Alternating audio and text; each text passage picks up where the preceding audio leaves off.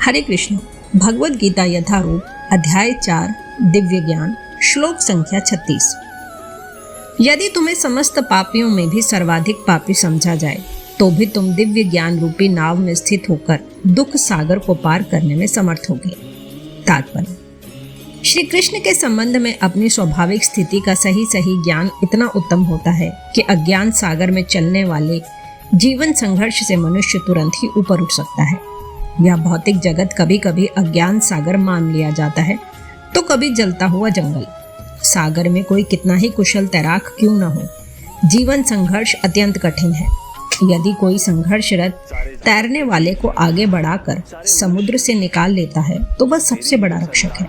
भगवान से प्राप्त पूर्ण ज्ञान मुक्ति का पथ है। कृष्ण भावनामृत की नाव अत्यंत सुगम है किंतु उसी के साथ साथ अत्यंत उदात्त भी। श्लोक संख्या 37। जैसे प्रज्वलित अग्नि ईंधन को भस्म कर देती है, उसी तरह हे अर्जुन, ज्ञान रूपी अग्नि भौतिक कर्मों के समस्त फलों को जला डालती है। तात्पर्य: आत्मा तथा परमात्मा संबंधी पूर्ण ज्ञान तथा उनके संबंध की तुलना यहाँ अग्नि से की गई है। यह अग्नि न केवल समस्त पाप कर्मों के फलों को जला देती है, अपितु पुण्य कर्मों के फलों को भी भस्मसात करने वाली है। कर्मफल की कई अवस्थाएं हैं, शुभारंभ, बीज, संचित आदि, किंतु जीव को स्वरूप का ज्ञान होने पर सब कुछ भस्म हो जाता है, चाहे वह पूर्ववर्ती हो या परवर्ती। वेदों में कहा गया है, मनुष्य पाप तथा पुण्य दोनों ही प्रकार के कर्मफलों को जीत लेता है। श्लोक संख्या 48। इस संसार में दिव्य ज्ञान के समान कुछ भी उदात्त तथा शुद्ध नहीं है। ऐसा ज्ञान समस्त योग का परिपक्व फल है। जो व्यक्ति भक्ति में सिद्ध हो जाता है वह यथा समय अपने अंतर में इस ज्ञान का आस्वादन करता है। तात्पर्य: जब हम दिव्य ज्ञान की बात करते हैं तो हमारा प्रयोजन आध्यात्मिक ज्ञान से होता है।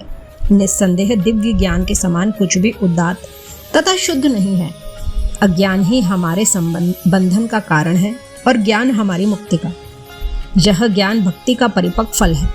जब कोई दिव्य ज्ञान की अवस्था प्राप्त कर लेता है तो उसे अन्यत्र शांति खोजने की आवश्यकता नहीं रहती, क्योंकि वह मन ही मन शांति का आनंद लेता रहता है। दूसरे शब्दों में, ज्ञान तथा शांति का प्रवसान कृष्ण भावनामृत में होता है। भगवद गीता के संदेश की यही चरम परिणति है। श्लोक संख्या 39।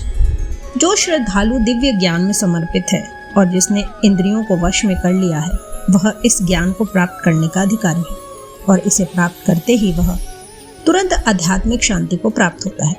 तात्पर्य: श्री कृष्ण में दृढ़ विश्वास रखने वाला व्यक्ति ही इस तरह का कृष्ण भावना भावित ज्ञान प्राप्त कर सकता है। वही पुरुष श्रद्धावान कहलाता है जो यह सोचता है कि कृष्ण भावना भावित होकर कर्म करने से वह परम सिद्धि प्राप्त कर सकता है। यह श्रद्धा भक्ति के द्वारा तथा हरे कृष्ण कृष्ण कृष्ण हरे हरे, हरे राम राम राम हरे हरे मंत्र के जाप द्वारा प्राप्त की जाती है, क्योंकि इससे हृदय की सारी भौतिक मलिनता दूर हो जाती है। इसके अतिरिक्त मनुष्य को चाहिए कि अपनी इंद्रियों पर संयम रखे। जो व्यक्ति कृष्ण के प्रति श्रद्धावान है और जो इंद्रियों को संयमित रखता है, वह शीघ्र ही कृष्ण भावनामृत के ज्ञान में पूर्णता प्राप्त करता है। इस प्रकार भगवद गीता के अध्याय 4 दिव्य ज्ञान के श्लोक संख्या 4.36 से 4.39 का भक्ति वेदांत तात्पर्य पूर्ण हुआ। हरे कृष्ण।